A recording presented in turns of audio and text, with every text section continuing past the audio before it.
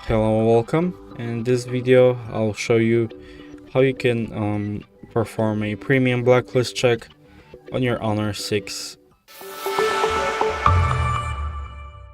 So all you have to do is to just type in this number on your phone, and this should and will most likely show your email number, and you'll be able to type it in on the email.info website right here, and you'll get some basic info about your phone. As you can see, basic info right here, and you have the basic checks and advanced checks. In the advanced checks you'll find the blacklist premium check, and this will cost you like $4, and the website will perform a scan or whether or not your phone is on a blacklist or not. So if you enjoyed this video and consider it helpful, leave a like, subscribe, and thanks for watching.